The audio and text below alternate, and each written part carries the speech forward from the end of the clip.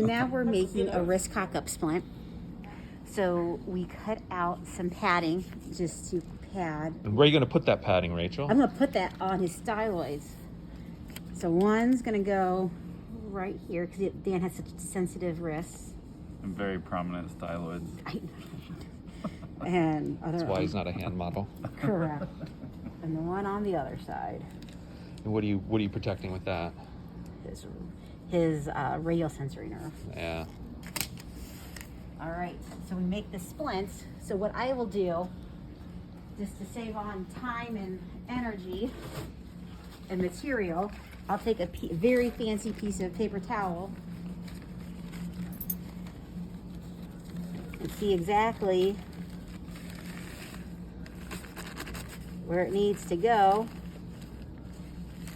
So I make mine more orderly based for no good reason. So obviously I need to go a little bit longer, but this will give me the general thumb spot where it needs to go. And what length of the forearm do you typically? 2/3. 2/3, okay. So if I can start up here, I'm going to cut my hole right about there.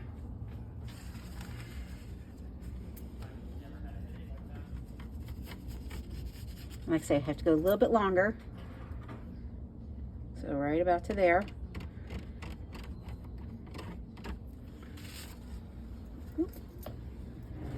And then your handy dandy X-Acto knife. And try not to cut yourself.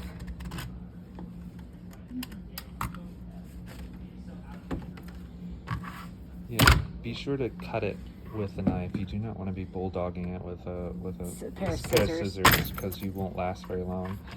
Your thumb will get jacked up pretty quickly. Yeah. Let's do one more because we're smarter, not harder.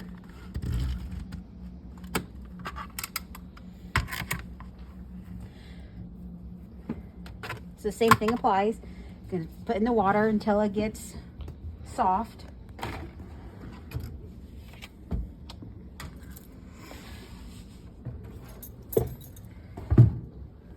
So your water temperature is typically going to be in that 158, 160, 65 range to kind of get that aquaplast up to temperature, and that's true of the easy form as well. So it's the colored and the white is what we're talking about. Yeah.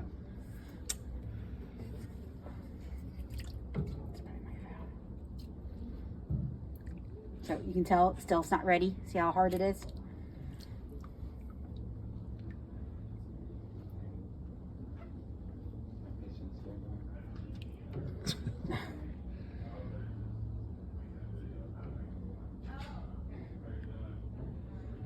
So it's just taking its sweet time. It's almost there. There we go.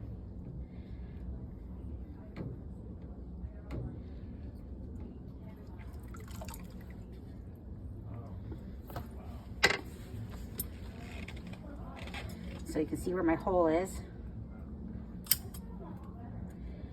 And remember, you're not doing this to stabilize the thumb, so your thumb hole can be large.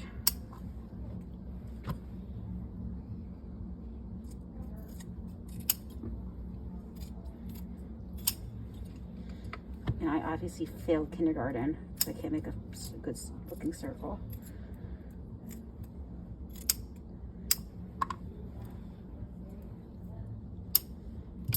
All right, so back in the water it goes to get soft again. I prefer to clean as I go. I prefer to leave it and then have Rachel So clean up after me. you. Our model has walked away. He'll be Yeah. over in a second. He's getting his patient together and to fluid out. Which is fine. It's going to take it a couple seconds because our water temperature cooled down because the lid was up. Yeah. So So you're take- looking at like sometimes 3 to 5 minutes for Mhm. material to kind of get warm enough to kind of shape and form.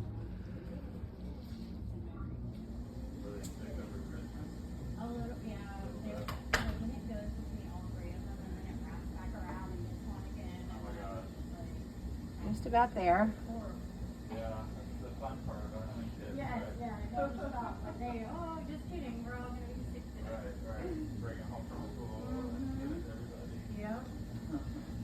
right, so I think our model's coming back here. Okay. Put his.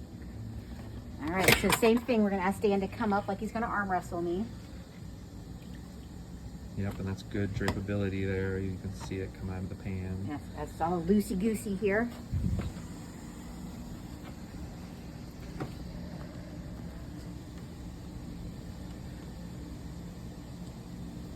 So same thing. I'm a pincher,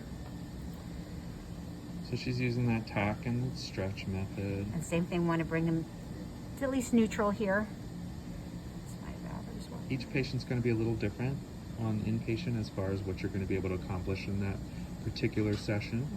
If you don't get like 20 degrees extension or 30 degrees extension, it just might not be possible that visit. And then they're going to be seeing an outpatient therapist hopefully at some point, provided they comply. Alright, But so- she's doing a lot of finishing work here, and she'll take over talking. So we're just making sure that Dan can move his thumb okay. That's why I rolled the edges here. And you can finish rolling them too with the heat gun. So here, so if we're, so really I accidentally made kind of a P1 block with his hand. So if he had fractures here or had a lot of swelling, things like that, he could work on kind of making that hook fist. If not, again, you're looking for that distal palmar crease and make your line so he can make a fist. The same thing, you want to make sure his MPs are free.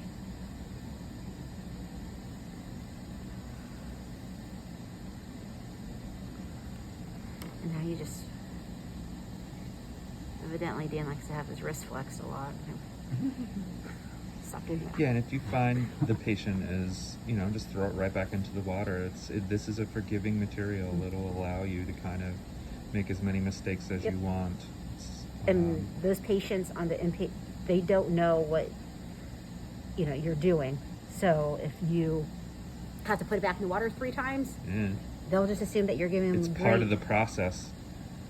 So same thing. We want to make sure, watch out for his ulnar styloid. Even though we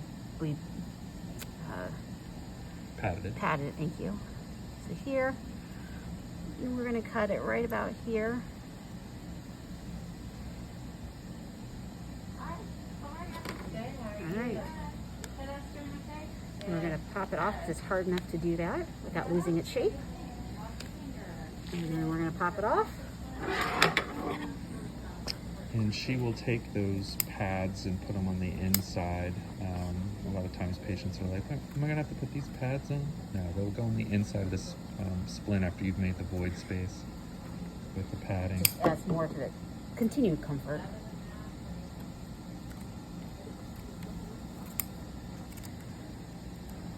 Yeah, and that's a big issue with compliance. If it's not comfortable, Right. they're not going to wear it. I'm not going to wear them.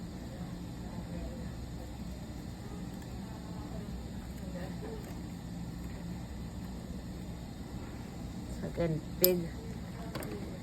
big cuts here.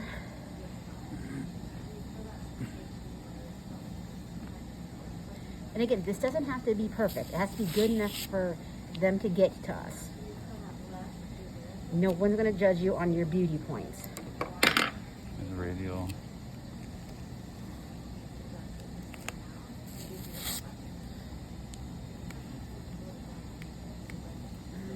And again, 3 points of Velcro.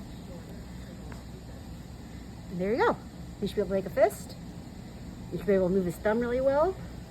So he can pose and feed himself. And so Velcro would go here, here, and here. And same, we'd use that nice moleskin to cover up any of my scissor marks.